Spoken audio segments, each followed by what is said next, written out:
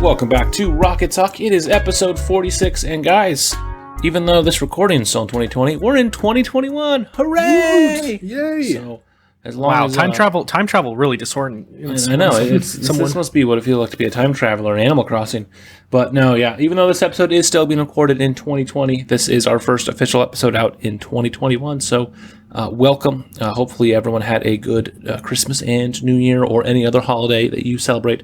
But we'll do a couple quick news segments before we actually talk about things we're looking forward to in 2021. So, even though these are a little older now by the time this episode's out, it still is kind of a big deal. Let's first talk about the Nintendo, the Super Nintendo World Direct that we had on December 18th. They gave us about a 15-minute look of what's to come at Universal Studio Japan. So, Johnny, as the podcast's main Nintendo nerd, why don't you take the reins on this one? Yeah, so we got to look around the park. It was Miyamoto that was walking around, and the father of Mario and Luigi was showing us around the park. And unfortunately, even though it's going to open up in about 6 weeks from our recording, we are not able to go to Japan because of a small worldwide pandemic, but we got to look at the layout of it, which we've seen from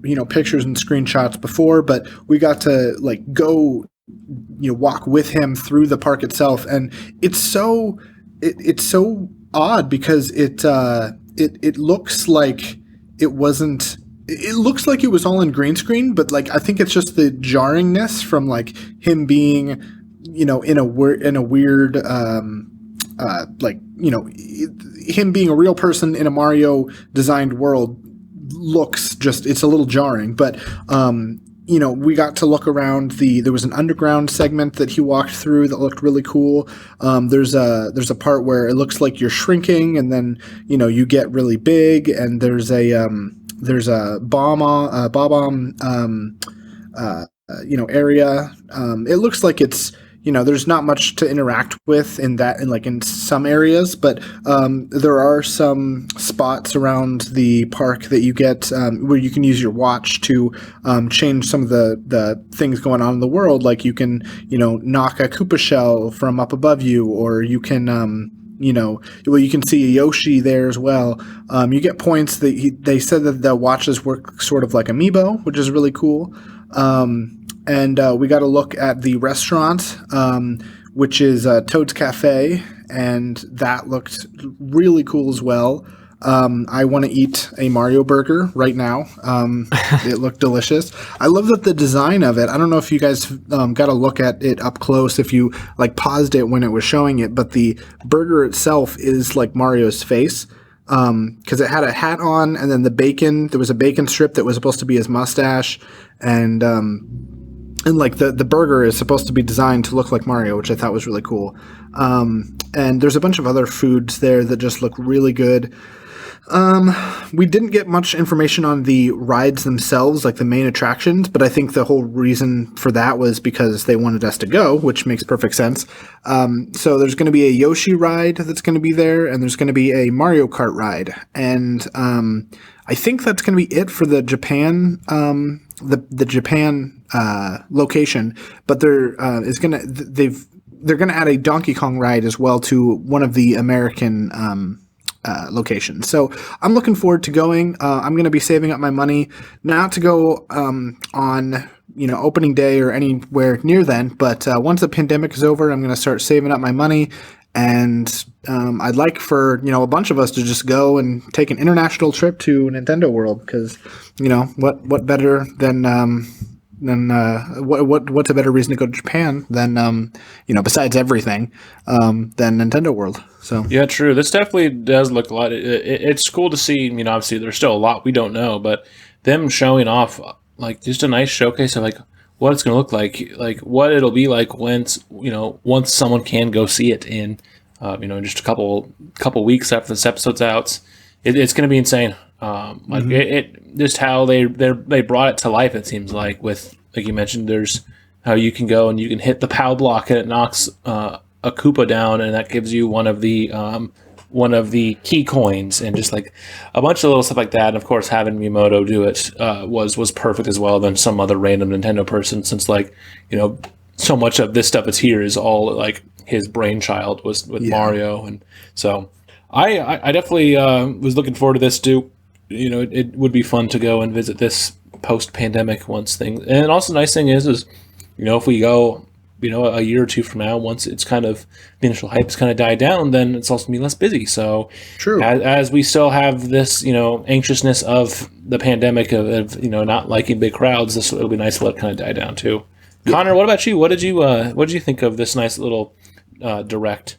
I mean, nothing that hasn't already been said. It was pretty thorough. I'm looking forward to it. I really agree with Johnny that it did look like a green screen because of how cartoonish everything looks. They really nailed the design of everything. It just looks like a blast. This is on my bucket list. I absolutely want to go there. I need to get there. I love how the gift shop's called the One Up Factory as well.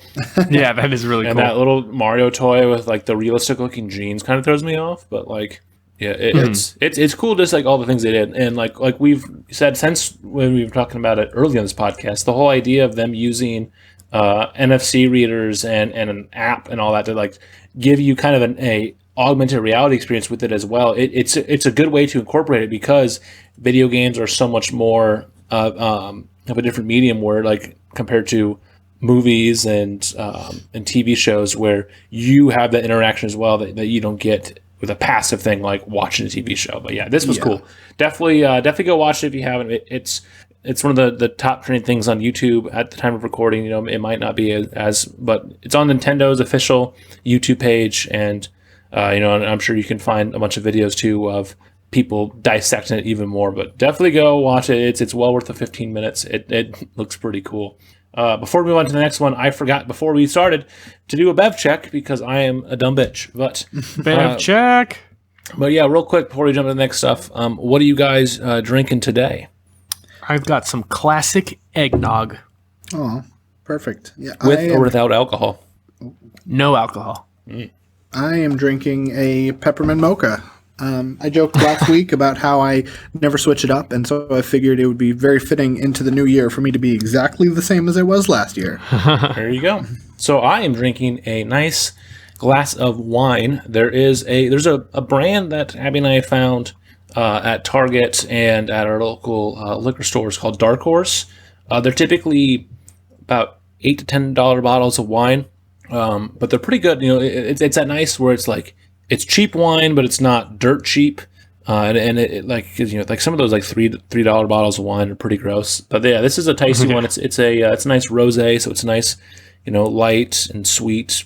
But yeah, I definitely recommend the Dark Horse brand of wines if you're looking for an $8-9 bottle of wine that you can go and drink. So if you guys have those at your local grocery store and liquor store, give that a shot. But another thing we ought to mention, it's even though it is another late one, by the time this is out, we already have Sephiroth in Smash and all of the Mii costumes. But just a quick press F to pay respects and a quick rip to the Geno stands, since Geno is a costume. So that basically means that we're probably not going to see Geno, you know, just like with Sephiroth, we're probably not going to see Sora and all that. So RIP to all the big Geno stands that were hoping we would see him as a playable character. It is not looking good for them now. Yeah, poor Geno fans. This is a sad day. Like he is one of the most talked about characters since like Brawl, pretty much. And for them to, I guess, I mean, them putting him in as a costume is kind of their way of saying, hey, it's not happening, without actually confirming that it's not happening. But if you think about it, and I'm sure there's people online who are going to say exactly what I'm saying now, but this could be the biggest curveball if they put in this Geno skin only to actually have Geno in as like the last character revealed. But yeah. I don't think that's going to happen because Nintendo doesn't usually throw curveballs like that. But hopefully we get another American-based IP because yes, with Sephiroth, coming from Final Fantasy, Min Min's coming from ARMS, which is a Nintendo product. We did have Steve from Minecraft, which is which Microsoft does own it, and but it'd be nice to get like Crash Bandicoot, like we talked about. Like, I mean, obviously, I think just because Connor and I want that, like that's a bigger one as well. But like, it'd be nice to get another, and obviously, Sephiroth is an important character as well in video games because he's part of Final Fantasy VII, which is one of the most important RPGs of all time. But as a selfish American, I would like to see it, because even though Microsoft owns Minecraft, technically Mojang is from Sweden, so it's a Western IP, but it's not an American IP. So it'd be nice to see another American IP make its way onto the Fighter Pass. But we'll see what comes. I'm excited to get my hands on Sephiroth and play him. I haven't done the time recording. I haven't unlocked him yet by facing him, but we'll definitely, after we come back after the break, we will give a nice little blast off or blow up on how we feel about him so far as well. So be sure to look on that in episode 47 in a few weeks. So, but speaking of a blast off or blow up, I'm going to do a quick one as well. So I did purchase Tenet on Ultra HD Blu-ray so I could have it on my PS5, and I'm not going to go into any spoilers, but a quick blast off or blow up for you guys. Please go watch this movie. It is fantastic. I need more people to see it so I can talk to them about it, but it is insane. It's so this is by far the most confusing Christopher Nolan movie to watch. Like, first glance, this is definitely one of those that you have to watch a couple times, or watch it and then watch YouTube videos dissecting parts of the movie to understand it. Oh, what a movie! I need to watch it again to decide where I want to put it with Nolan's other movies, but. Yeah, if you thought like the twist in The Prestige was crazy and like hard to get, or like the idea of Inception was a little too complex, wait till you see this. Like, it's everything about it is just insane. But yeah, it's a well made movie. Looks fantastic on in 4K, especially with all the IMAX recorded stuff. Well acted, well written. So I'm not going to go too much into the plot just because like I just go into it and watch it and enjoy it. It is definitely a very good movie. So, all right, I'm looking forward to it. I've been wanting to watch this one. Sorry, I was downing a gulp of eggnog. Yeah, but it is. It looks like it's going to be really good for when I do get a chance to see it. So yeah, it's very trippy, very very hard. Like I said, it's Abby and I during the whole thing. We're trying to theorize what was happening. We actually had some good. We were right on a lot of our stuff that we were figuring out, but it's one of those that still like we had to go back and watch some videos to fully get like what was going on. Actually, the one thing I will give away, which the Game Award talked about it too, John David Washington's character, the main character, he doesn't get a name in the movie. He's just a protagonist. That's his name. Everyone else has names, like Robert Pattinson and all them. Like, they have a name, but he is just protagonist. So great movie though. Of course, we have Michael Caine in it as well, and for a brief cameo since he's in every Christopher Nolan movie. But yeah, it's awesome. Definitely go and watch it whenever you can. It is, it's now out on physical media, so you can go and purchase it or rent it in digital outlets as well. So, but we can move on now into our topic of the week, which is looking ahead to 2021. We now in 2021. Going over some of the things that we're looking forward to the most this year, like anticipated titles and all that. So let's first go into our most anticipated movies. Connor, why don't you start it off? What are some of the movies that you are looking forward to the most in 2021 that we know, if we don't get any more delays, will come out this year? And this is in no particular order. This is just what I really am looking forward to. The first one is the Tom and Jerry movie, live action and animated hybrid, and it looks so stupid. It looks like nothing new at all, with the exception of live action. And I am so ready for it because I grew up on Tom and Jerry. I really love it. I think it's timeless. And the fact that Chloe Moretz is going to be it and Ken Jeong is going to be in it, it's just it just adds to it. And I think it's, just going to be a stupid good time. Have you guys seen the trailer for it? Yeah, it looks like you said stupid, and I'm just like, yeah, that's what it is. It does look looks stupid. Like, I have not seen it, but I will have to go watch it. It's too early to say if it's going to be bad stupid. I mean, good stupid is rare, but it still has potential, and I'm hoping that's what this is. But yeah, I'm not gonna I'm not holding out for this to, win too many awards. So. Oh no! Oh, it's not going to win any. It's not going to win any. The second one I've got on this list is The Conjuring Part 3. I love horror. I think the Conjuring series is really good. The first one being far superior to the second one, and I'm unfortunately I think this is going to be wrapping it up. But I really like this series, and I hope that this opens the doors more to just quality horror movies. And the director of the first one, sorry, I'm gonna have to do a quick Google search. This is going to be. I had a bunch of tabs open. James Wan, I think he did absolutely fantastic, and I really wish he would do more. The Michael Caves is going to be the director for Part 3, and he'll probably do fine. But I would really like James Wan steering the ship for more horror to come. He did Aquaman. He did the Aquaman movie, and he did good. Yeah, it was definitely a Saturday morning cartoon feel to that one, so it was definitely enjoyable. But I would really like to see him do more horror and add more legitimacy to the genre. You mentioned Aquaman, and a lot of people thought that when they saw that James Wan was going to be directing Aquaman, they thought that it was going to be, diving deeper into horror. And for the most part, that's not the case. But there is one scene when Aquaman and his love interest, whose character name I can't remember, they were on that boat, and it was stormy, and there were those fish that were coming on the boat, and they were like attacking him from the boat. That had very much had horror vibes to it, and for sure, there were some moments, yeah, that was definitely James Wan at his best, and I was really happy that they had that in there. I really hope that the Aquaman sequel has more, but yeah, with Conjuring 3, James Wan.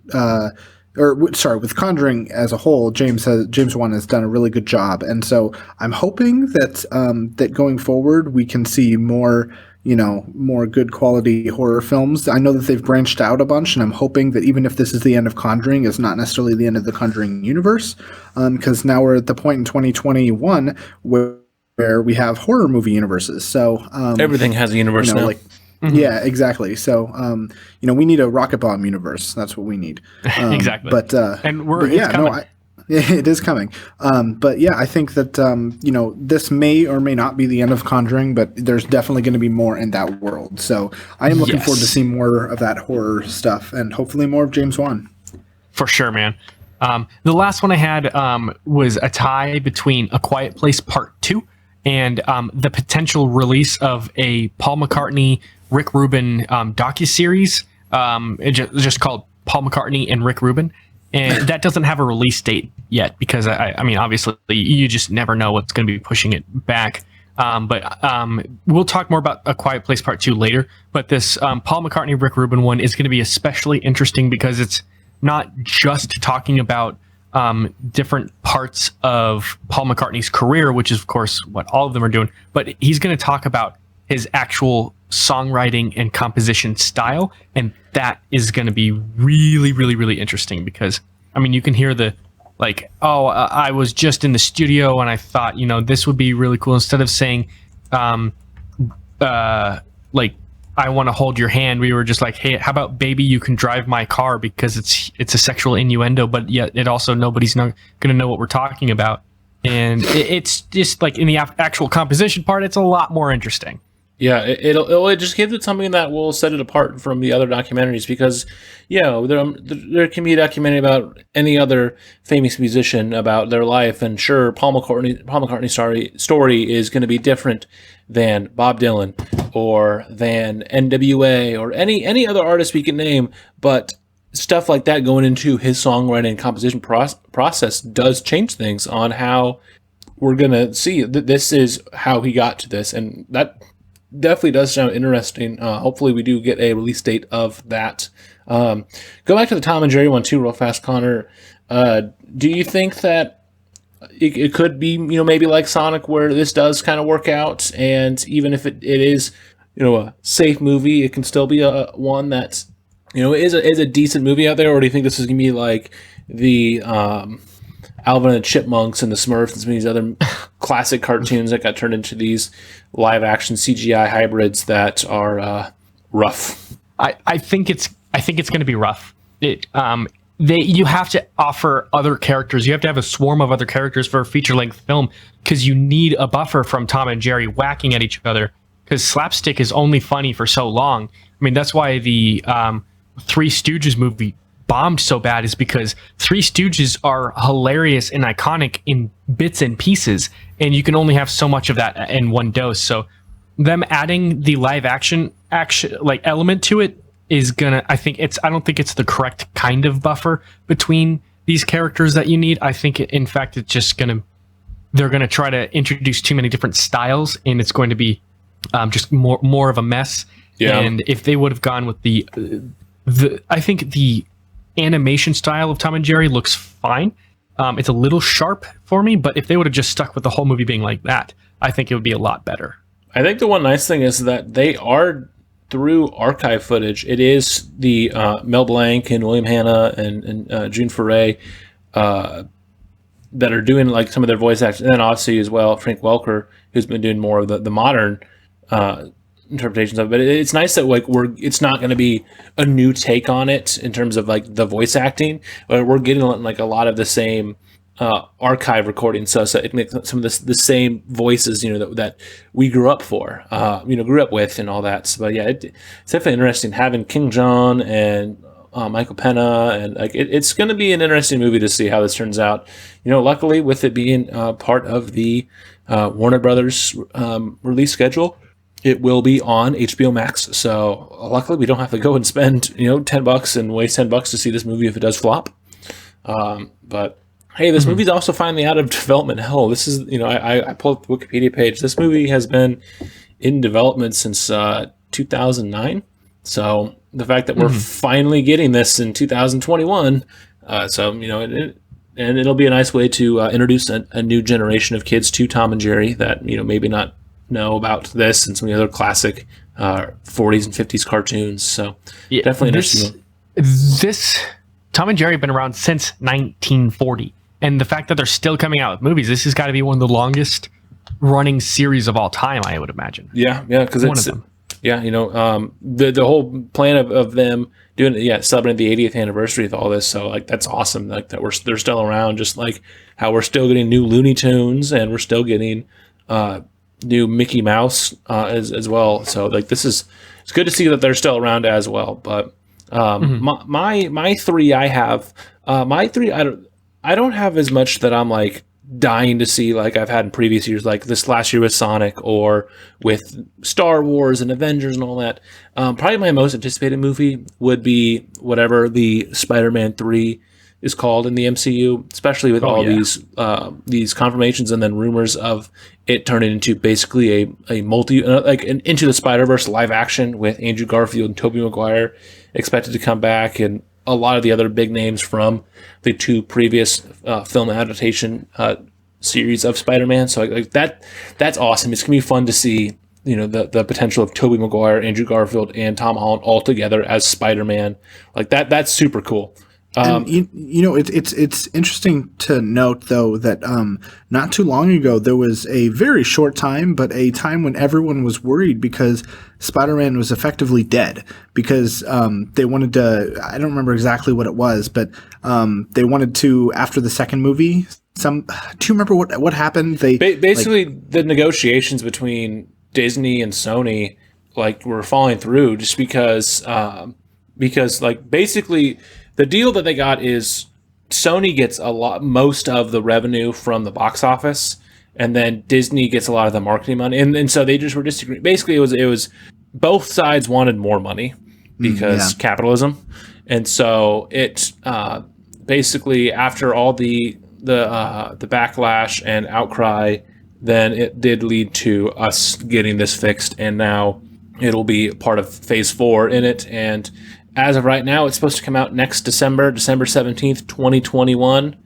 So it'll be awesome to see this back. And it's just cool that we're going to see the Mark Webb made Spider-Man, the Sam Raimi Spider-Man movies come together with this one as well. This is just going to be so cool. I just hope that that this can live up to live up. I mean, like, it won't live up to the hype for some people. I just hope that this can live up to the anticipation, and it's a well done movie, unlike Amazing Spider-Man 2 and Spider-Man 3 in the Sam Raimi trilogy. So I hope they don't treat this like a monster movie where we don't see the action until the last 10 minutes. Yeah. They introduce these Spider-Men only for like 10, 20 minutes. I'm gonna be quite sad. Yeah, we'll see. Hopefully maybe we'll have some stuff kind of like the first Avengers, where they kind of are bickering together, or there's some sort of conflict with each other, and then they have to team up eventually. And I just wonder too, how they're going to go about it with the two other Spider-Man portrayals. Are they going to have it where, are we going to have Tobey Maguire's Spider-Man be kind of an older, he's been doing this now for 10, 15 years, and Andrew Garfield's more in his like mid-20s, or are they going to just use some makeup and some de-aging stuff to have it where they're all teenager, early adulthood? Like that's going to be another interesting to see what they do, because that is a good question, actually.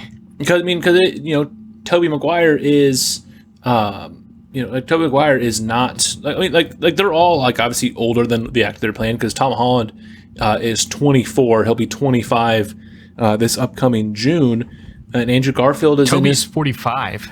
Yeah, and Andrew Garfield is not much younger than that. Yeah, Garfield's 37. So like sure, he like still looks like he can play a 22-year-old, but that's going to be another interesting one to see what they'll do with them, because we did see in the PlayStation Insomniac video game that Spider-Man is one that he's more our age, in that 23, 24, 25 range, and we saw an older Spider-Man in Into the Spider-Verse with Jake Johnson's character, and so it's gonna be that. I just want to know how they're going to do this. Speaking of Tom Holland, though, the other one I'm looking forward to is Uncharted. It's funny, I love Naughty Dog, and I've never played any of the Uncharted games, but I will, with this coming out, it's the perfect time to go and play through the games, because I have all of them through PlayStation Plus. But just to see hopefully well done video game movie with Tom Holland and Mark Wahlberg being in the movie as Nathan Drake and Sully. But this is definitely another one where it's like, I'm not like dying to see this, but just knowing that we're kind of in a better spot for video game releases for film adaptations, like we saw with Sonic and Detective Pikachu and stuff like that we maybe finally have turned around and gotten to some higher quality video game movies now, instead of just the absolute trash we have gotten for most of our lives.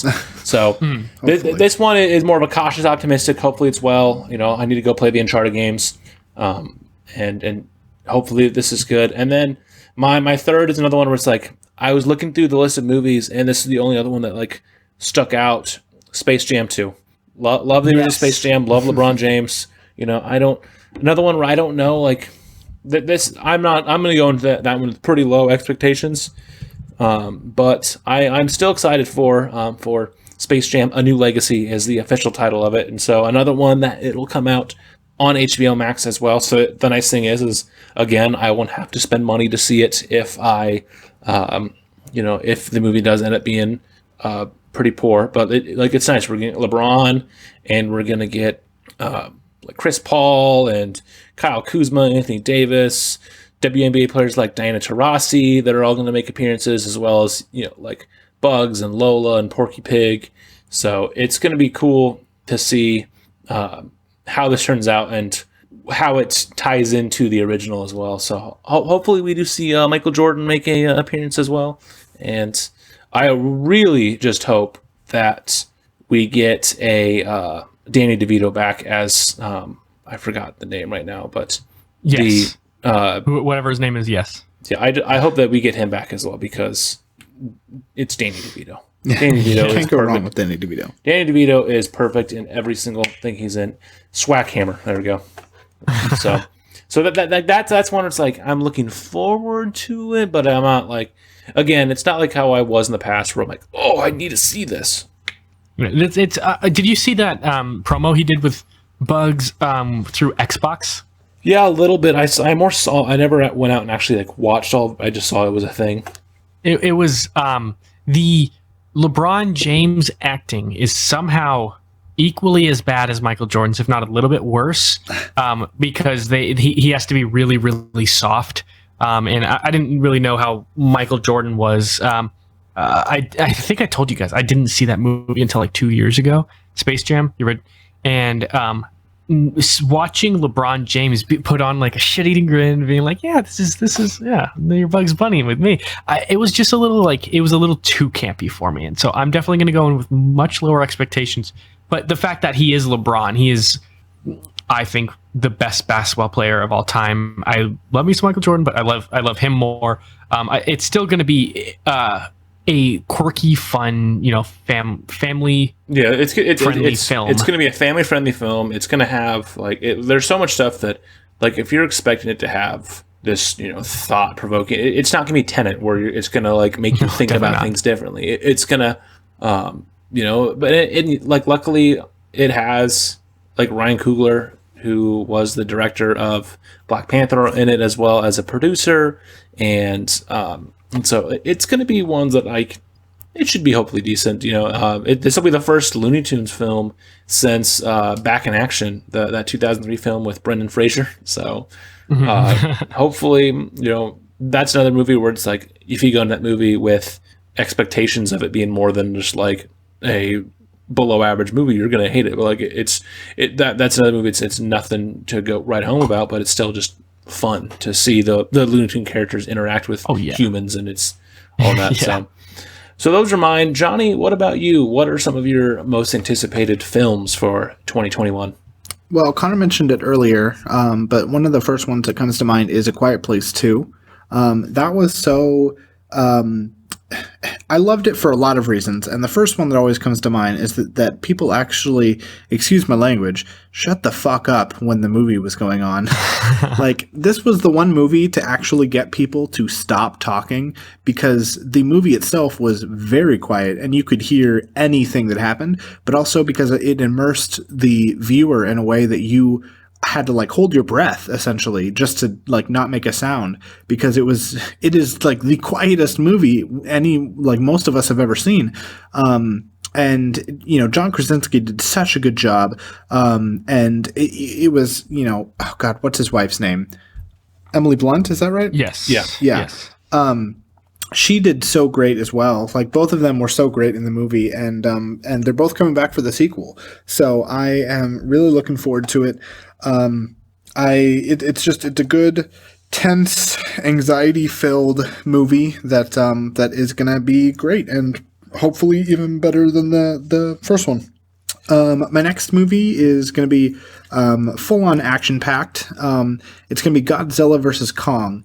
And if you tell me this isn't the fight you've been waiting for, it's just this is something that is so... I'm not even a big, monster movie fan, but for me to be able to see a big gorilla versus, Godzilla, it's this is the best thing that could happen. So I genuinely was surprised when you put that movie on your list, because it's this is the least Johnny movie I could have possibly thought of, because I mean it's you I think of horror and funny I think of horror and comedy, and the fact that monsters on there is interesting. Yeah. I'm not like I said, I'm not usually too big into these movies. I do watch pretty much all the biggest things that come out. I do try to go see, just so I can, know what's going on in the movie world. I pretty much since Rocket Talk's been going on, I haven't really been able to see very many movies because of the pandemic. But once that ends and once I can go back safely, then I'm going to be seeing a new movie every week. So I haven't seen the other monster. I've only seen the 2014 Godzilla, the one with Bryan Cranston, the one where they're Bryan Cranston's in it, and then he dies, and spoiler for that 6-year-old movie, but we're he dies 30 minutes in. Yeah, but I liked that one a lot. But I never saw. There was a new Godzilla that came out last year. Yeah, there was Kong Skull Island in 2017, and then Godzilla King of Monsters in 2019. I never saw either of those. But they tie into each other, obviously, because they're setting up Yeah, I've seen all three of them, and I never really planned to, like, like Connor said, I'm not a big monster guy, but I just happen to have seen all of them so far, and for the longest time, Godzilla versus Kong has been something that, like, people have said, oh, it's gonna happen, it's gonna happen, it's gonna happen, but when you watch as many movies as I do, a lot of news comes in, and you read it, and you register it, but you're like, oh, this is 2 years away, I don't need to think about it because it's 2 years away, and then that 2 years comes up, and you're like, oh, it's here. It's going to happen. It's happening very soon. We're going to get to see it. And I don't know. I'm just a big fan of big things punching the crap out of each other. So, I'm a big fan of Logan Paul, fighting. So, I think he's supposed to fight Conor McGregor or something like that. Or was it Floyd Mayweather? I think it might have been both, actually. Godzilla versus Kong is going to be the most anticipated fight after Logan Paul's. So, yeah, it's... Yeah, no, like I said, I'll have to go and watch these because that's another one where, since it's going to be on HBO Max, I will give it a shot. But I like that first one a lot. Like that first one's so well done. It was funny because everyone's like, "Oh, well, you don't see the monster, like you don't see Godzilla fully until the very end." It's like, have you watched any monster movie ever that's not the first Pacific Rim? Like every other monster movie ever, you like don't see a full shot of the monster until like an hour and a half in. Like that's how it was in Cloverfield and all the old Godzilla. Like Pacific Rim, the first one is the only one that like was different. Where it's like, hey, look, here's the monster. Like 12 minutes in. I have to say, Kong Skull Island was. They showed. Well, not just King Kong, but they also showed a bunch of other smaller but still humongous monsters all throughout the film, and they didn't use, surprisingly enough, they didn't use like animatronics for them. It was all CGI and stuff like that, and it was. I mean, I have to say, it was a load better than that dog turd that was the Jack Black King Kong movie. Not a fan of the Peter Jackson King Kong movie? No, couldn't say that I was. That's going to be my one of my other most anticipated movies. And my last one is one that I actually did not even know was happening until very, very recently. It's called Spiral, and it is a sequel to the Saw franchise. I remember seeing that relatively recently. One of the last times we talked about Saw is when I saw it. Like, oh, okay. But it had just been officially announced. Yeah, I'm very much looking forward to it. I'm a big fan of all the Saw movies, just because it's like it's a level of like cringiness and gore that I appreciate without being way too much. Like it's not the level of Hostel. And like, because Hostel is just too much. Like or what was that movie that we saw, Connor? Green Inferno. Green Inferno is like oh boy, like if you go into that movie and you're squeamish in any way, you are not going to be able to sit through the whole thing. But like Saw does a lot of terrible things without, to me, and a lot of people might disagree with this, but to me, it doesn't go too far for what I'm used to. So I appreciate that they do just the right amount of blood and gore that I can handle. Part of that has got to be the mindset going into it, because you're going in expecting a slasher film. There's a Green Inferno, you don't really know what to expect. Mm-hmm. Oh my god, yeah. Well, the crazy thing about Spiral is that Chris Rock and Samuel L. Jackson are the main actors in it too. What? I'm so looking forward to it. And there's an actor from The Handmaid's Tale whose name I don't remember. It's Max something, but there's the actor's name is Max something. Yeah, so it's Ming Hella. Yep, that's right. So it says working in the shadows of an esteemed police veteran, Samuel Jackson, brash detective Ezekiel Zeke Banks, Chris Rock, and his rookie partner William Shanek, Max Minghella, take charge of a grisly investigation into the murders that are eerily reminiscent of the city's gruesome past. Unwillingly trapped in the deepening mystery, Zeke finds himself in the center of the killer's morbid game. So it's gonna be definitely interesting to see Chris Rock in more of in a horror movie, But yeah, this definitely is another interesting looking one as well to add to the Saw franchise. This will be the 9th installment in the film. The last one was supposed to be the last one, but I think they've had a final Saw for They've been saying that since like Saw, like 5? Yeah. They've been saying everyone is going to be the last one. I think this is the first time in a while they haven't said this is going to end it, because they just keep on going. They know they're not going to end it, so they might make, this might be a soft reboot and start naming the sequels Spiral 2, Spiral 3, Spiral 4, but it's still all in the Saw universe. So yeah, because we had Saw 1 through 6, and then Saw 3D, and then Jigsaw in 2017, and then now Spiral. Yeah, so that's going to be something also to look forward to. Yeah, nice. Oh, yeah. So, and then moving on into video games, Connor, what are some of the big video games that you are finding yourself looking forward to out of ones that are scheduled to come out right now? We can talk towards the end more on some dream stuff, but like out of official stuff, what are some games that you think that you are the most excited about? Oh, yes. The first one on my list has been on my radar since 2017 when it was first announced by Ubisoft Singapore, and that's Skull and Bones.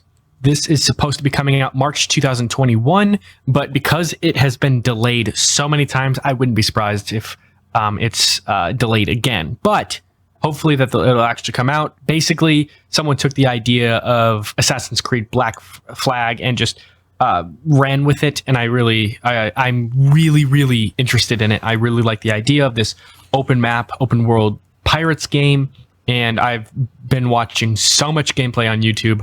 I'm really looking forward to this. Have either of you seen anything about it? I haven't seen any gameplay, but I mean, I did pull up the Wikipedia page after you mentioned it, and yeah, I know that for those who loved it, the naval battles of Black Flag were a pretty popular gameplay style, and I know some that didn't like Black Flag, but I know ones that did loved how the naval battle was, and that's just kind of a style of gameplay that we don't really see right now. Like, so you have Skull and Bones, and you have Sea of Thieves, the Rare game, which is that like multiplayer one, but like we don't have too many very like piratey games out there. Like it's all these other type of, like, you have your Call of Duties and all that where it's realistic military shooters, and you have your like Halo, which is like future stuff, but you don't, and you have like you have ones in your aerial combat, but you don't have as much pirates and naval combat as well. So this definitely can kind of take over a niche market that isn't fully realized. So that I think is good too. So yeah, we'll see, because no matter what, anything that was already being delayed a lot is probably going to be delayed even more because of COVID. So yeah, and Johnny, I know you're a big you like the pirate aesthetic, so hopefully that would be up your alley as well. Yeah, for sure. Funny thing is, like, this game, I always, like, every time it's mentioned or I see it, I'm like, oh, that game's already out, because I confuse it with Sea of Thieves, which came out, I don't know, a few years ago, I think. But so many of these pirate games, Black Flag, Sea of Thieves, Skull and Bones, like, it's such a new thing, and it really shouldn't be, like Luke said, but it's such a new thing that all these things coming out together makes me think that, like, I'm confusing one for another. And so I thought that Skull and Bones was already out like a while ago, but I was just thinking of Sea of Thieves. So, yeah, so I am very much looking forward to this. Yeah, I love the pirate aesthetic, and I would love to have a full-on pirate game. So yeah, luckily this one's more. There is a multiplayer component, but this one looks to be more. I think more like single player driven. Like, because there's like a single player campaign, where Sea of Thieves is like all multiplayer. So that'll give them something. And then also, I think the art style is more cartoony in Sea of Thieves, sure. where this one is looking like it's going to be a little more on the realistic side of things. So, but yeah, this definitely we'll see. I probably won't get it myself, but I'll keep my eyes out, and hopefully it does come out. Then Connor, yeah. What are some of the other games that you're looking forward to as well? I wonder if you guys remember this one. Because I think we touched on this as one of our anticipated console games. I want to say this was on the PlayStation reveal or something like that. Not the console reveal, just some of the games. Little Nightmares 2, which looks like an awesome horror puzzle platformer that's supposed to be coming out February 2021. So actually pretty close here, like 2 months or something like that. And the first one I don't have. I've never played it before, but I saw the trailer for it and it just looked right up my alley. I love platformers and I love horror, and this is not just like a cutesy kind of fun. Oh, it's like cute horror. And like, no, this is genuinely creepy. Yeah, that seems like definitely right up your alley. Because I can't remember when this was announced either. That name does sound familiar, but yeah, we'll see if it does come out. That's another game that was hit by the pandemic because the next gen upgrades of it for PS5 and Series X/S got delayed till later 2021. But there is a demo out for it, Connor, according to Wikipedia. So I don't know if you can get it on Switch or on your laptop, but you could get a demo of it and then see how it is then too. So there's that. I'm actually gonna do that, and it. Yes, I don't know. I don't know this title at all. Like, I do not know if it's a pretty big game or if it's just another really niche market. But because I don't know anything about that, I would love to dive more into it and give you guys my thoughts on that. The next one is actually sticking with the horror genre. It's Scorn, which is I don't think I couldn't find an official release date, but I know it's coming at the end of 2021.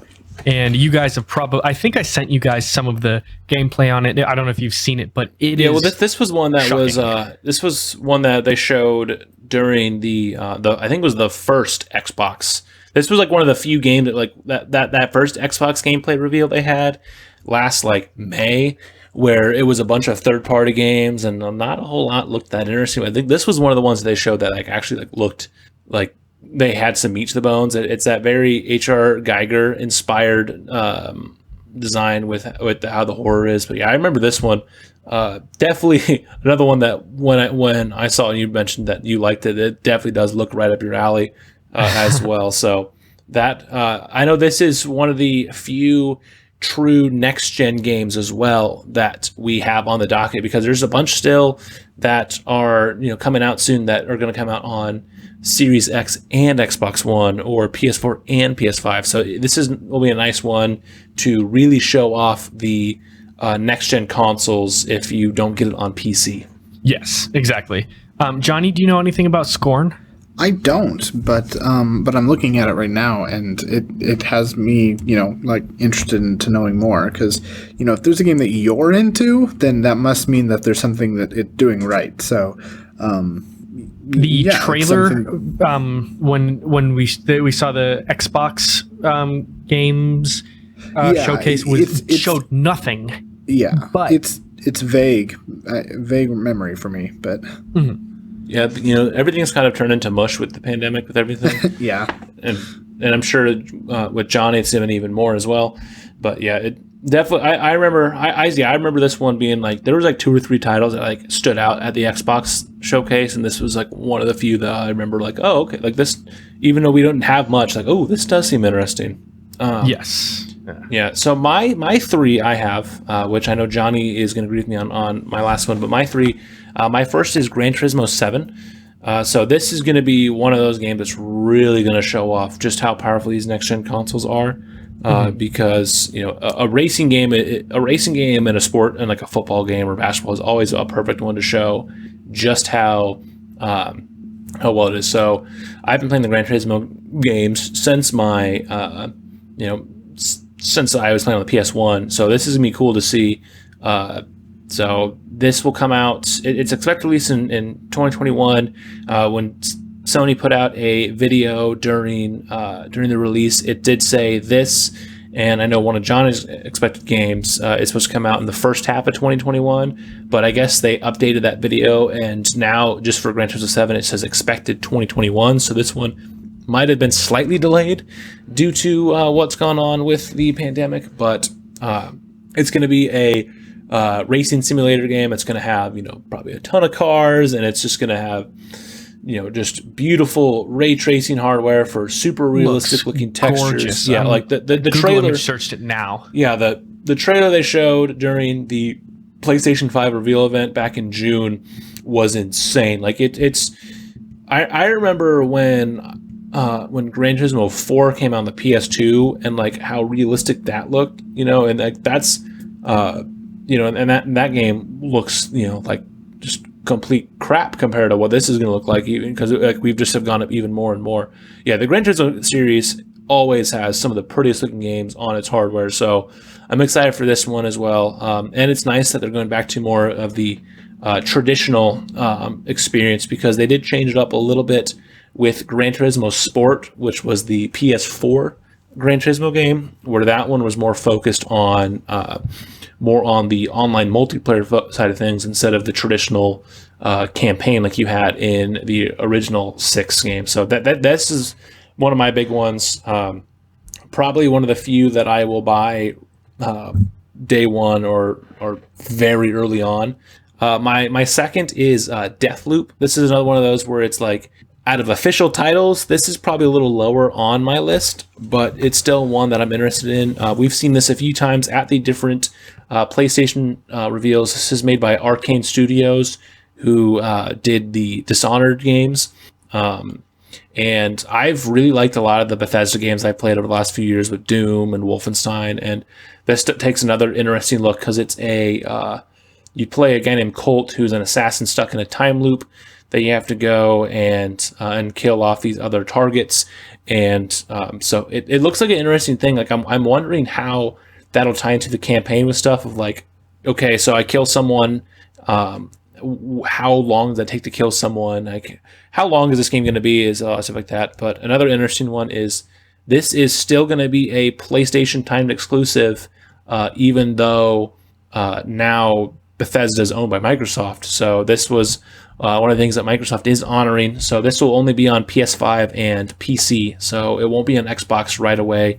Maybe a year or two from now, Connor will be able to get it on his Xbox, or he can buy it day one on the PlayStation.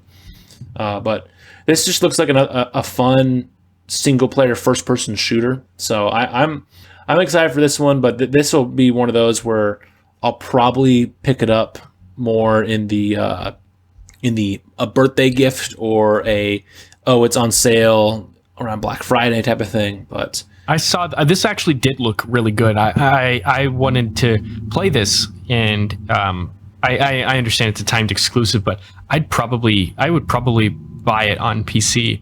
Because it's a 1 year exclusivity deal last time I saw. So that would mean it would be out on Xbox in May of 2022. Because it's scheduled to release May 21st, 2021. So the having to replay whole sections because a woman on a sniper rifle is killing your progress. Coming back, you're gonna have to play the level in a new way. Mm-hmm. I don't know how the game is introducing these new quirks to you. You're doing the same mission over and over again, but I'm interested to see how they keep the game fresh, and certain levels fresh after you've already done them once. Yeah, for sure. So kind of like me with Space Jam 2, if we had a few more titles out, would this be in my top 3? Maybe not, but out of everything that we know for sure is coming, this is up there. And then my third and final, and I know Johnny will agree with me on this one as well, and I'm sure Connor will have this as well, even though it wasn't his top 3, is Super Mario 3D World with the Switch port for that. So that's definitely been a thing with my Switch that I've been loving, is that I've been able to catch up on some of the Mario games that I didn't get to experience because of not having a Wii U and stuff like that. So I'm excited for this one because I hear so many great things about 3D World, and this port looks like it runs faster than the Wii U version, and with online co-op, that'll be a ton of fun. Hopefully we can find a way that if all three of us get it, we can stream it or something like that. But yeah, this is definitely one of the, especially since I know Johnny will also most likely get it at release dates in early February. This will probably be one of the few games that I will for sure buy day one this upcoming this year. So this is probably, out of all the games we have officially announced, this is probably my most anticipated game right now. So I'm excited for this one. So yeah, Me too. I did get to play the one on the Wii U, and I was lucky enough to be able to beat it all when I had some friends over to, help me beat it. It is a game you can play on your own, but it's definitely made to, it's so much more fun to just play with a group. Nintendo was even realized that this is such a good game to play with other people, that they're allowing it to be played online, which is really big for Nintendo to admit that.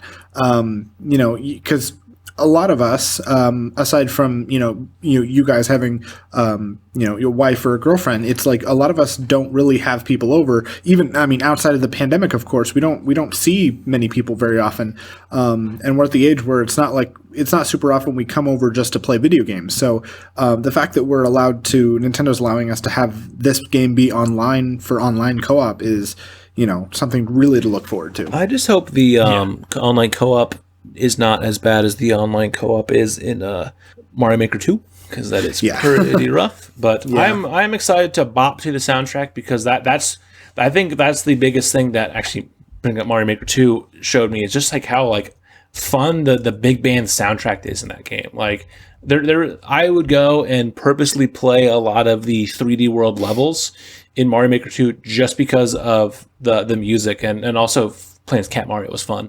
But I love the rolling hills, like there's the world 1 level 1 music. I really like that music a lot. It's just super catchy, and with I said, with that big band experience, it's a ton of fun. So and this is the first ever game that's like this, that's full 4-player co-op, same time.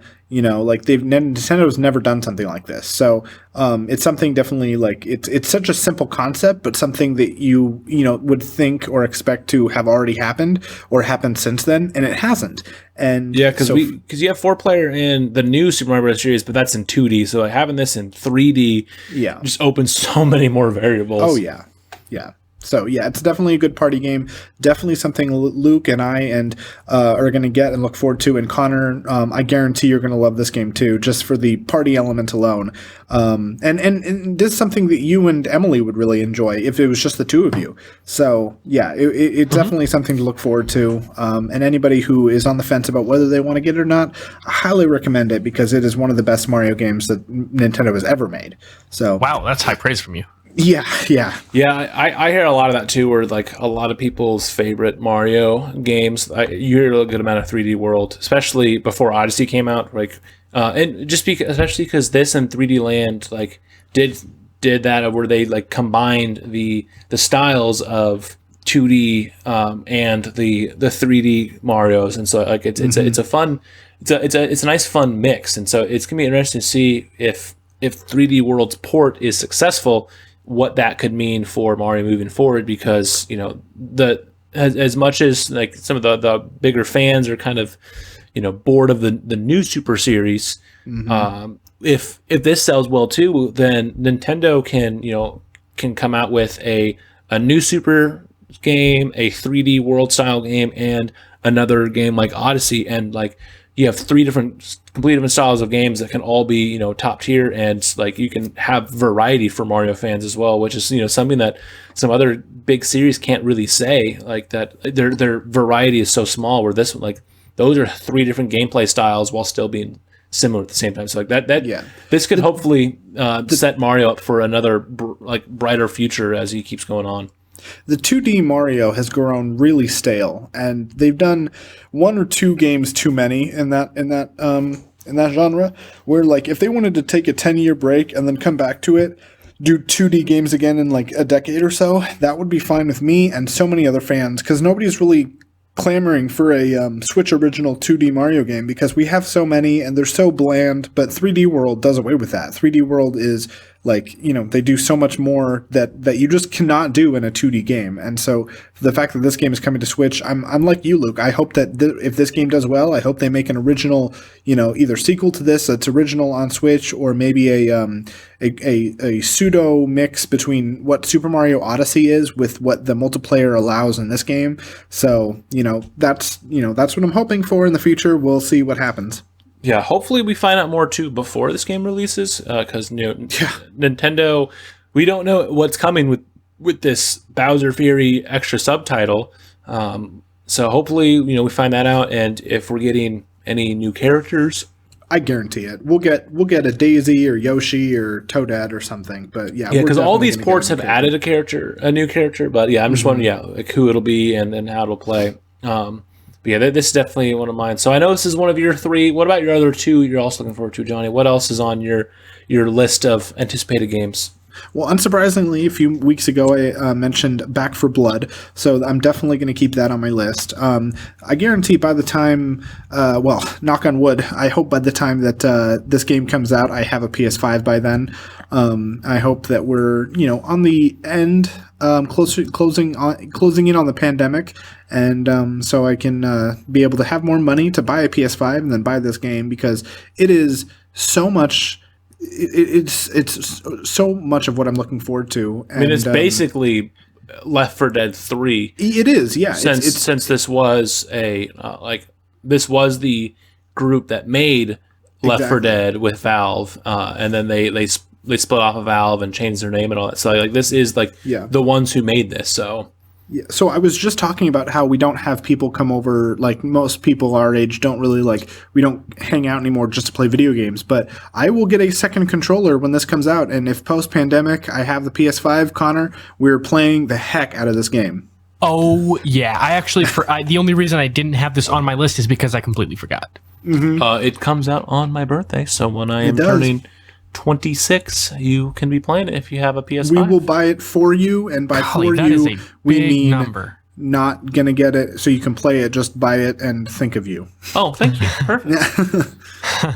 So, yeah, this definitely, I'm someone who I've only played a little bit of the Left 4 Dead series, but just when this was announced, I was so happy for all my friends like you and the other ones who love the Left 4 Dead series that have been waiting for Left 4 Dead 3 for so long, but because Valve can't count to 3, then you knew it wasn't coming, because we're still waiting on Portal 3 and Half-Life 3 and all that. So hopefully hopefully this can capture the same magic that Left 4 Dead 1 and 2 have had, because we've had a few of these games that have tried to emulate that, where even if it is the original developers or people from the stuff like that, and for some reason or another it doesn't sit as well. While you love Yooka-Laylee, Johnny, I know that there were some people that were a little disappointed with that one, or Mighty Number 9 is another perfect example of a game that people were expecting one thing and it didn't turn out as well. So hopefully with this it can be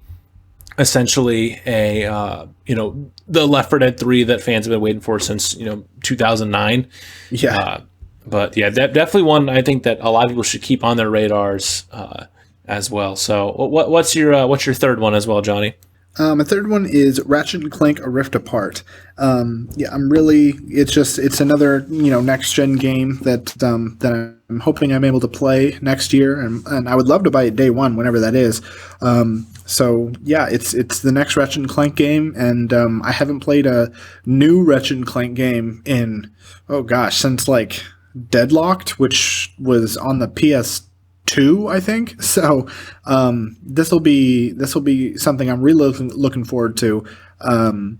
It's just more Ratchet and Clank, and that's the only game I can think of that really I spent a lot of time on the PlayStation console. So for me to jump back into that 3 generations later is something that really excites me.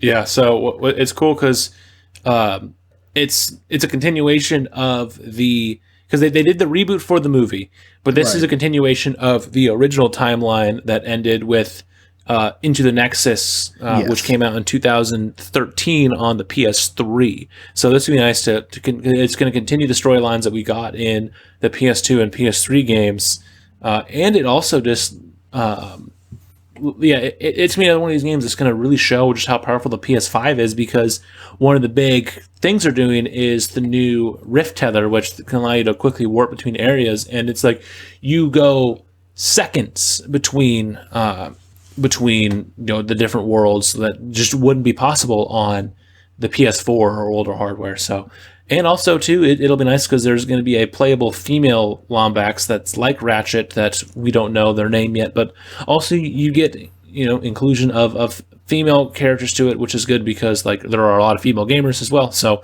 good on Insomniac for actually doing something to help with that as well. But yeah, I'm this is another one of those two where this is probably not a day one purchase for me personally, but it's one just because I have so many games on my backlog that I need to get to. But this is another game that is on my list of, I'm going to put this probably on a Christmas list or it's $20 on Black Friday and I'm going to scoop this up. But yeah, this is going to come out early 2021, either first or second quarter. So most likely, I would not be surprised if this is a May or a June release, and this is one of the big Sony releases that first half of the year. Yeah, definitely. And then quick too, let's go over some non-movie video game ones, like some other anticipated things that you're looking forward to. Books, podcasts, tech, music. So for me, mine is there's going to be a new Silent Planet album coming out. I've talked about them a lot. They're one of my favorite bands. So I know that they are planning to release a new album, and if it's anything like Trilogy, which was my favorite song of 2020, then this album is going to be even better than the last album, which was already incredible. So that's mine. Connor, do you have any albums or books or anything that you're looking forward to? Yes, I do. I am really looking forward to the Foo Fighters releasing their 10th studio album. It's called Medicine at Midnight. Dave Grohl described this album as, filled with anthemic, huge sing-along rock songs. So that I'm just I cannot wait. I love the Foo Fighters. And actually, moving in stereo, our next episode is going to be about their song Everlong. We're going to do a deep dive into the backstory behind that, and it's how it eventually came to popularity, but wasn't at first. So, for that, shameless plug on my part. Listen to Connor's show when it comes out. Hey, listen to Connor's show when the next episode comes out. Weezer is going to be releasing another album, and that's going to be Van Weezer. And it's definitely going to be inspired by 70s and 80s hard rock. The bands that they're kind of trying to pay tribute to are Kiss, Black Sabbath, Metallica, and, of course, Van Halen, who the album is named after. What's his name? Rivers Cuomo, I think is that how you say that? He stated that this album is Blue Album-ish, but a little bit more riffy. So that, definitely look forward to that. I love Weezer. And then I'm going to get a lot of crap for this one because I really do like Greta Van Fleet, despite them being hella derivative. They have a new album coming out, and it's going to be, it's called The Battle at Garden's Gate. And it's going to be a little bit more political in nature, and that's coming out April 2021. So those are the albums I'm looking forward to in the next year. I get that, their whole shtick is that they're basically impersonating Led Zeppelin, but also the fact that we're basically getting what would be new Zeppelin-esque music is still a nice thing. It's the same when sometimes you need a generic hard rock album to listen to. It's is it better when bands are taking risks? Sure, but it's just nice that we're having a band that they're a bunch of kids our age and they're early 20s and they're making music that people Connor's an old man at heart, but people our parents and our grandparents were listening to. So I don't get why people have to hate on Greta Van Fleet so much, but we'll see. Weezer's a ton of fun in concert too, so it'll be cool to see. I saw them with our friend Tate a couple years ago, and they played most of their songs off of the Blue album because that's obviously still one of their most popular releases. But I was a big fan of Weezer live, and and I enjoyed Greta Van Fleet, so that should be nice. And of course, who doesn't love the Foo Fighters? Johnny, what about you? Is there anything music or podcast, books you're looking forward to? Yeah, so I don't talk about this super often, but one of the YouTubers that I listen to a lot is Try Guys stuff. They do just a bunch of different they things. try stuff. and they try things, yeah. And so they have a podcast already, just called the Tripod, and then their wives, the Tri Wives, have a podcast called You Can Sit With Us. And so I've been listening to both of those, and they also have a third podcast with Ned from the Try Guys and his wife in one of the Try Wives called Baby Steps, and it's about their second child and having kids, and it's all I don't want kids, but it is. I am a fan of their stuff, so I listen to all three of their podcasts. And they just announced recently that they have plans for at least 2 more podcasts in 2021. So most of my time listening to podcasts outside of our own and Moving in Stereo is spent listening to 3 of the Try Guys podcasts. So looking forward to the more that they make. And so, you know what that means for us is we just need to have more podcasts too. We just need to post as many different kinds of things with different groups of people, just do more. So exactly. Yes, just like the large YouTube sensation that has more subscribers than we will ever have. We should just copy them. Yeah, well, yes. I mean, obviously. For sure. But no, I and another thing I'm looking forward to in 2021 is some more there's a little known YouTube channel called Rocket Bomb, and so they're going to have some new stuff. Whoa. And I really think I've heard of them before. Yeah. Honestly, it's about time they start offering something new. That's honestly true. Yeah, they do this podcast every week called Rocket Talk, and it's good. But it's right. Good. Two of them are kind of shitty. Like that Johnny guy, though, he's pretty great. That Johnny guy. I mean, does he offer anything new to the table? Oh, absolutely not. Other than good looks, no, nothing. Which on a podcast doesn't go very far. But yeah, I heard he has a face for radio. Before we do wrap up, let's go over some more dream ones. Like there some more ones that we don't have a release date, like they're not even announced, or if it is an announced game, we don't know it's coming out in 2021. Because like there's one, like I can tell you, we're getting something this year for Sonic because in June Sonic will turn 30, so we're getting some sort of 30th anniversary title or titles, whether that is a thing like we got with 3D All-Stars, where they're going to put the adventure games, in a package with like Heroes or something, yes. Or a brand new game. We're getting some sort of thing. So like that's my most anticipated game in 2021 when it gets announced.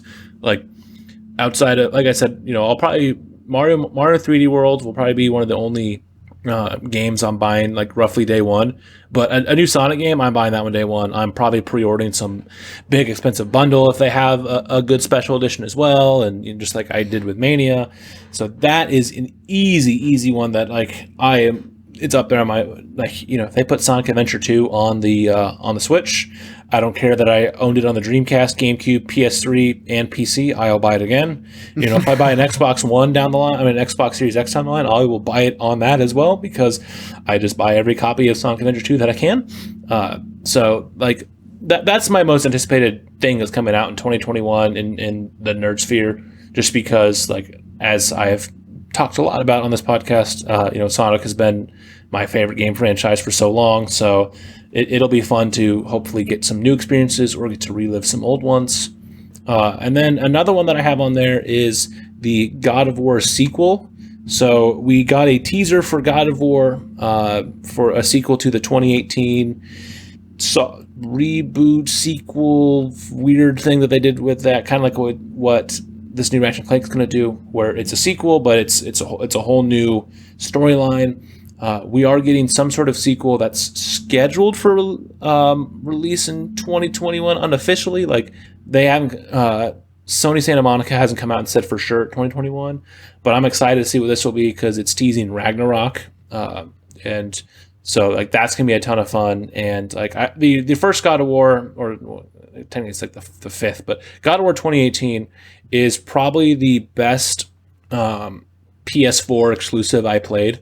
As great as The Last of Us and Spider-Man were, God of War was so good. God of War was fantastic. So I'm excited for this to see what it is. And I was so happy because I got God of War for Christmas about 6-7 months after it came out, And then it took me a bit to finish it because I would just go back and play Call of Duty or CTR and stuff like that. So I didn't beat the game until it had been out for about a year and a half.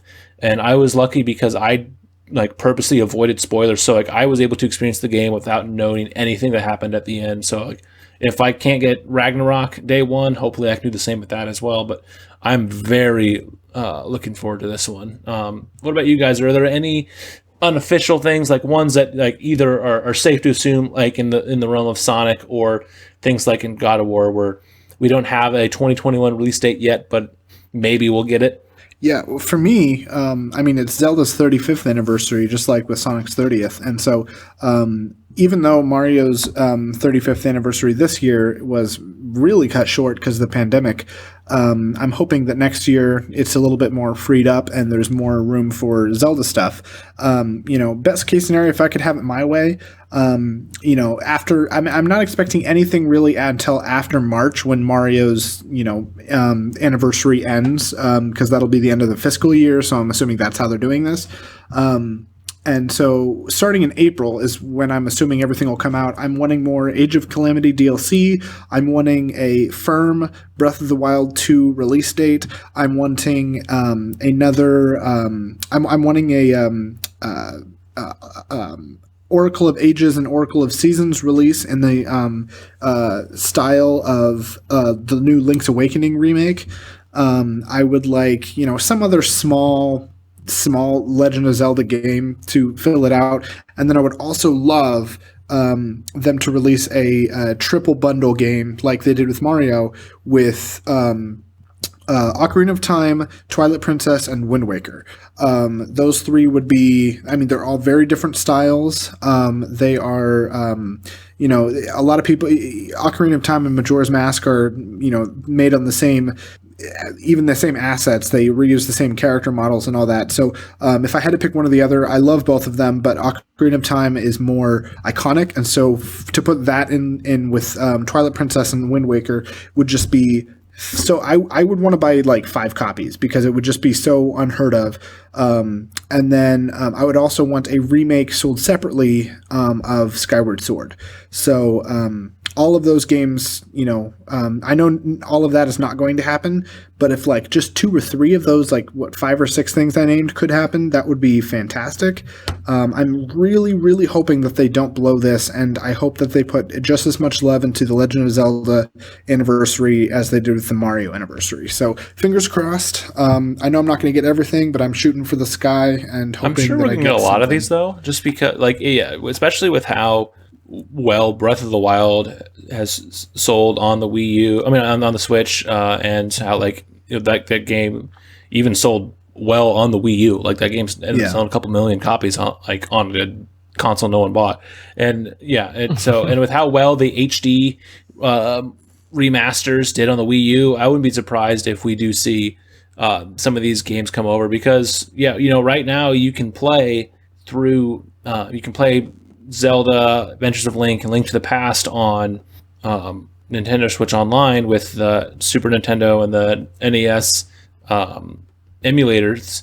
But you can't play like any of those games after that outside of the Link's Awakening remake. So the fact that, until you get to Breath of the Wild, so the fact that you could be able to play Wind Waker or Ocarina, or if they do Majora's Mask again, then that would be interesting to see. I would be interested to see, if they don't include one of the two of Ocarina, Majora's Mask, like what we saw with Mario, how since Galaxy 1 and 2 were so similar that they left off Galaxy 2.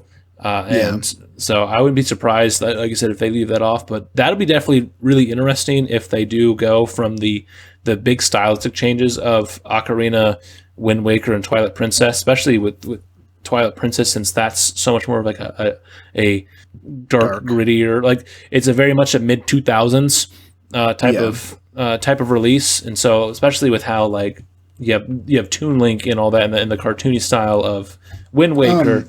Sorry, what were you saying? Like since you would have more of the Toon Link style, like in Wind Waker, that'd be interesting to see like the clashes that you'd have with that, where with 3D All Stars with Mario, the graphics got better, so the models got better. Yeah, well, I'm these are games that I have loved forever, and so I'm hoping that I can't expect the moon from them. Like, I'm not expecting them to remaster Ocarina of Time. They did it for the 3DS, and I really appreciated that. But I can almost bet that, like, if they released a 3-pack, they would release the 64 version. It's hard to say exactly why. I guess it's just kind of my expectations from Nintendo is like they're purists in that sense, is they'd probably just want to spend more time. I guess it's from the simplicity of them not releasing an updated version of the 3D All Stars from Mario that makes me think that they'd go with the simpler version of Zelda. But who knows? I don't know what they'll do. I'm just hoping that they do something big, something like they did with Mario. If an Ocarina of Time Twilight Princess Wind Waker bundle does come out, would you guys be interested in buying it? I mean, I may be down the line, but the only issue is Nintendo games never go on sale. So like, yeah, because it's one of those that. I've played more, now actually, for the listeners that don't know, Johnny did buy me Breath of the Wild for Christmas. So thank you, Johnny. That's true. So, maybe after I play that, maybe that could change. But like, cause I, played Mario stuff, even though before 3D All-Stars and Odyssey, my 3D Mario experiences were pretty slim. I like have more like experience with the Mario series compared to Zelda, but maybe, cause it's not like one of those where, oh, I'm interested in Deathloop. I might not get it day one, but because it's not a Nintendo game, in 6-7 months after release, I'll be able to get it for a quarter of the price. So, yeah. What about you, Connor? Would you get a triple bundle like that? Connor? I want to say yes, but realistically, I don't think I would, because if I were to get it, I don't know if I would play it, because I own Wind Waker. I own it on the GameCube, and I've never completed it. Wow. Yeah.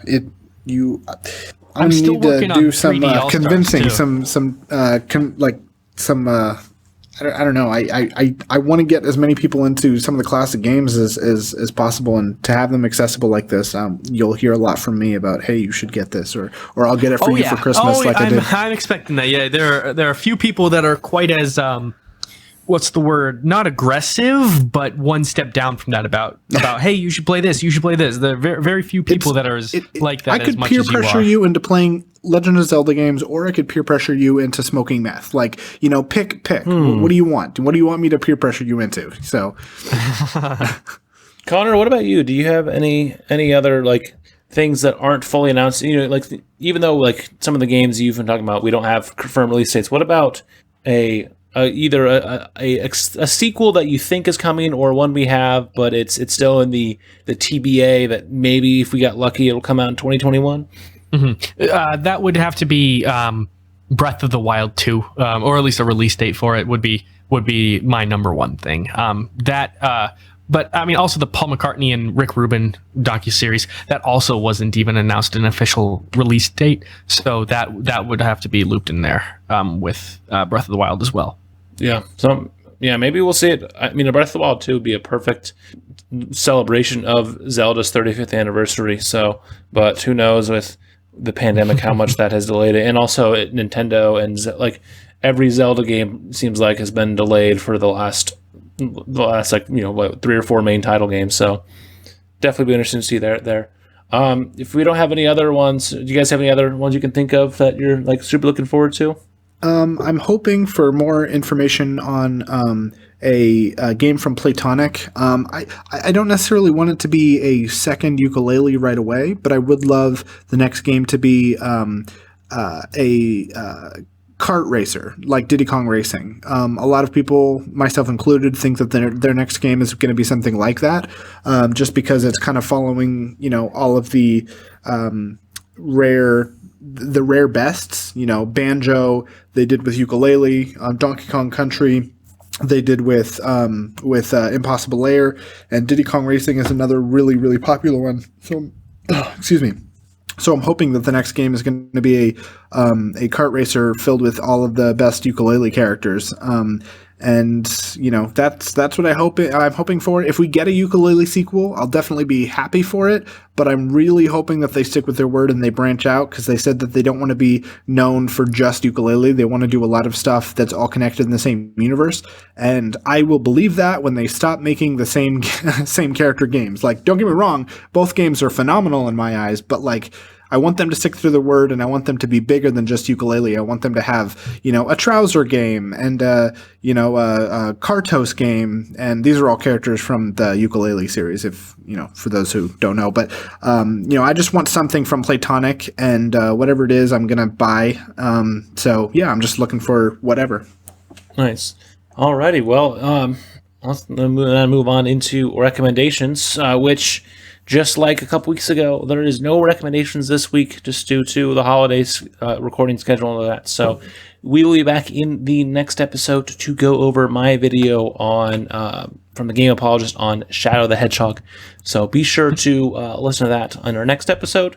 So sorry, nothing new for you guys this week. Enjoy the time off with your family and friends or yourself, whatever is best for you. Obviously this is definitely been a weird year with everything, and hopefully now that as the vaccines are starting to come out and all that things can kind of clear up and all that. But hopefully you guys had a safe and fun holiday.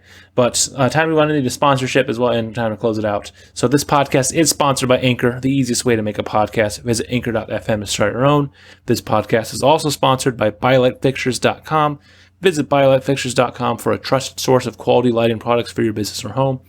A big thank you, as always, to Tom Taylor of Tailored Beats for the intro and the outro of this podcast. Follow him on SoundCloud at soundcloud.com/tailoredproductions. And as always, don't forget to follow us on social media, on Facebook, on Twitter, Twitch, and subscribe to us on YouTube as well. Can't always forget that as well if you're listening to us on YouTube. And don't forget about Connor's show as well. He mentioned it that the next episode will be a deep dive on Everlong by the Foo Fighters. So be on the lookout on that to show up on YouTube, and then also on as well through the Anchor page for Moving in Stereo. And just hopefully you guys enjoy it. We will be taking a week off as well, just with the holidays, just between some of these episodes. That way as well, our big 50th episode will be releasing at the same time as our 1-year anniversary of the episode first posting. So be on the lookout for that as well in a few weeks. But enjoy this time as we bring into the new year, and hopefully you guys hit all your New Year's resolutions.